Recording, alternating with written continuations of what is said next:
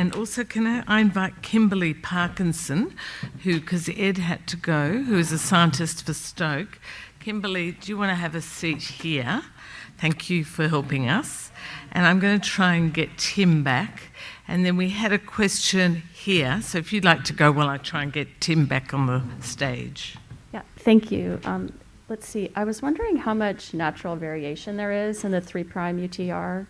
Is there a way that you might be able to distinguish between the two alleles? I know that's probably not what you're doing now. You're probably upregulating both alleles. Is that right? There's not a lot of variation. There's variation between species, which makes it a challenge. But there's enough conservation that we can design technologies that we can get it to work in a mouse and then transfer it over to a human. But between patients, so there are...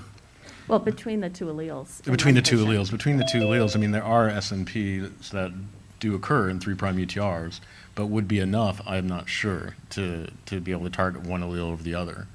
But the one, again, this always depends on the patient mutation as well. For example, if a patient has a stop codon mutation, the mRNA amplifier approach won't work on the mutant allele because nonsense-mediated decay dominates in that case, and that's the way NMD works is it actually inhibits the function of poly-A binding protein on that particular mRNA. And in the case of the tRNA approach, the suppressor tRNA will only work on the mutant copy. And in the case of the enhancer approach, it only works really on the wild type for the same reasons. So. Okay, thank you. And then also, do you know of any silent mutations that are likely pathogenic? I don't off the top of my head, no. Okay, thank you. I have another question for Dr. Koller. I'm over here. Oh, yeah. Thank you. You mentioned tRNAs for stop codons, the engineered ones that you made, wouldn't necessarily recognize natural stop codons. And I think that's really profound. That's a really clear advantage of this. I was wondering if you've looked at genome-wide across like the 20, 30,000 genes. Yeah. How many of them have no impact when you apply these? Yeah. How many do seem to have some effect? We in fact did. It was on that slide. Unfortunately, I sort of glossed over that. But what was done is what's called ribosome profiling, where you can physically look where the ribosome sits on an mRNA. And you can do that across the entire genome, amass all that data, and make what's called a metagene analysis. And when you do that, you in fact see that with various suppressors, there's never any read-through into the 3' untranslated region. So there's never read-through of the normal termination codon. It's fascinating biology that we don't completely understand, that my lab's actually studying because it is so fascinating. But it's in fact allows us to use this technology on these nonsense alleles.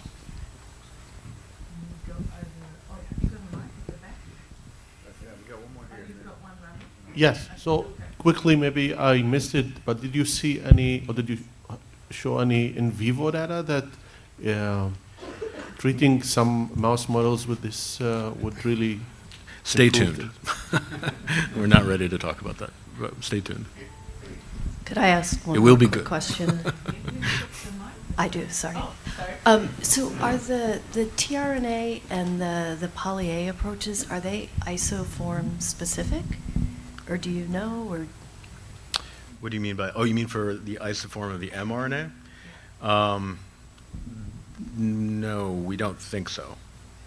And is that good? Yeah, well, I guess it depends, again, on the particular situation.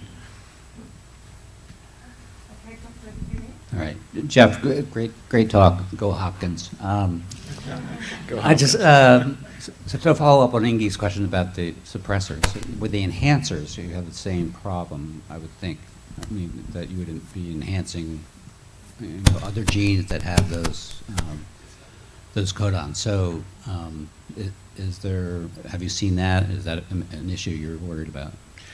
It's only an issue if the mutation has the potential to be a dominant negative.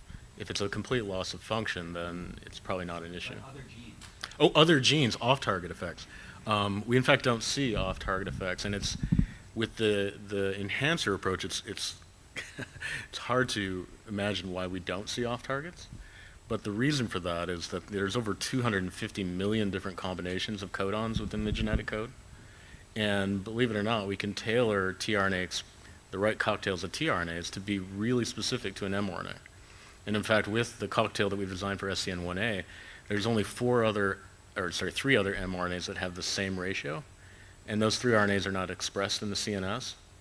So we get specificity in part because of the tropism of the viral vector. Okay, there's a question down the back. I'm taking the chair's prerogative, and we're going to go a bit over time because this is phenomenal, this session. And then I'd like to bring in Tim, who's online, and Kimberly as well. So if you can have some more generic questions then, please, at the back. This question is for Dr. Tim Yu.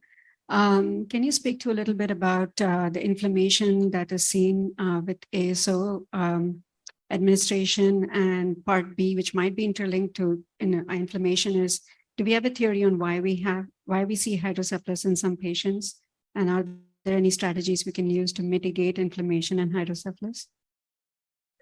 Thank you. Thank you for that excellent question. So let me try to answer it at 3 different levels. Okay. First of all, at the preclinical level, it's known that some ASOs in vitro can be demonstrated to have strong pro-inflammatory effects.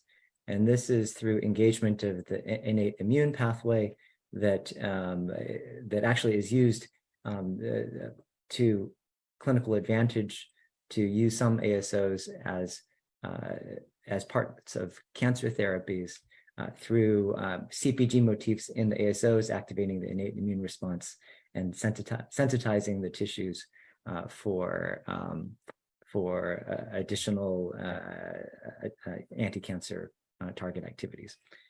Those types of inflammatory responses we can screen for in advance of ever getting into a patient, and looking to make sure that one doesn't see that.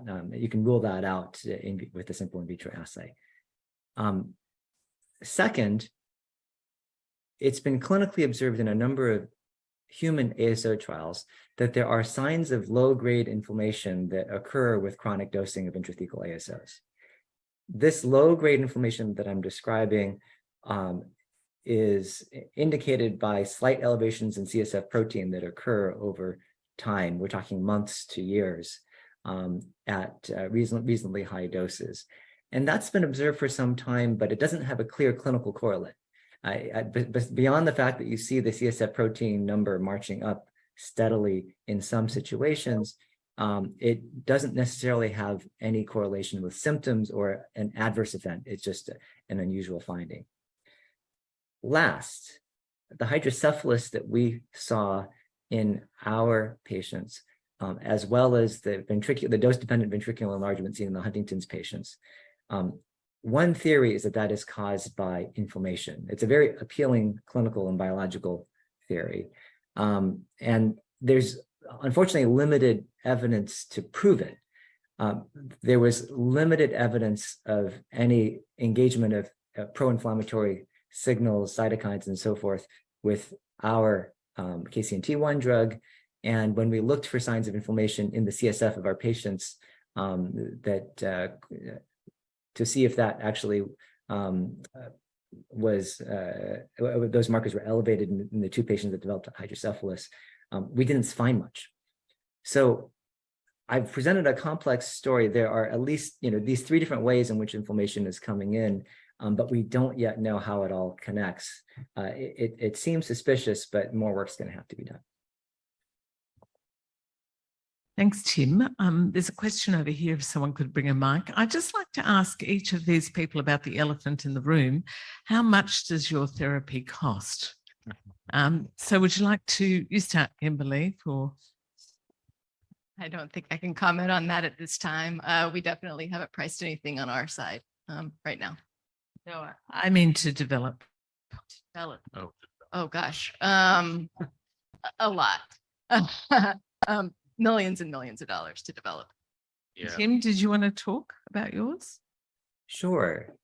I would say that in these very early days, for these very initial efforts to develop individualized ASOs, and under the streamlined paradigms that the FDA has granted us, these efforts are costing, historically in the last few years, about $1.5 million per patient, effectively. But now you're per ASO. Per Yep, ASO. yep. You're millions. Millions. Okay. yeah. There was a question at the back here. Where was it? I have a question. Oh, sorry. Thanks. Just to follow up on the ASO inflammatory data, can you speak a little bit to the chemical stabilization of the ASOs that varies across preparations and has been linked to these inflammatory issues, especially in the Huntington's trial? Sure. So the ASOs that we're using, and in particular the ASOs that are where these effects have been seen, have been with RNase H gapmer ASOs. They have two modifications. One is a modification to the 2' hydroxyl group of the nucleotide. It's a 2-methoxyethyl modification. The second is the modification to the backbone. It's a phosphorothioate modification. And the phosphorothioate backbone modification in particular has been associated with some toxicities. And there is the idea that the more phosphorothioate you have, that might be a stimulant for some of these toxicities. It hasn't been definitively linked to hydrocephalus.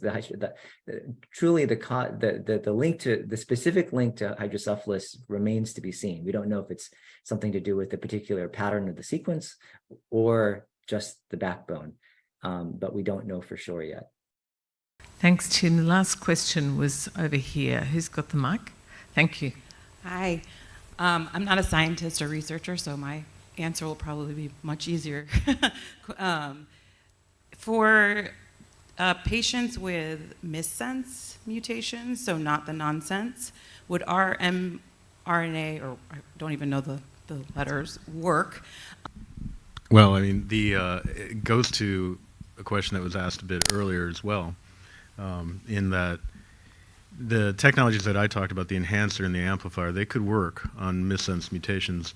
They would potentially increase the diseased allele as well. And so as long as that isn't a problem, then those two approaches could work. Kimberly? Yes, our technology will work on potentially missense mutations as well, because again, we're upregulating the wild type allele.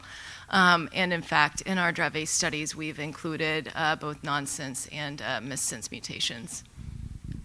Tim, would you like to comment? That's coming from Tim's side.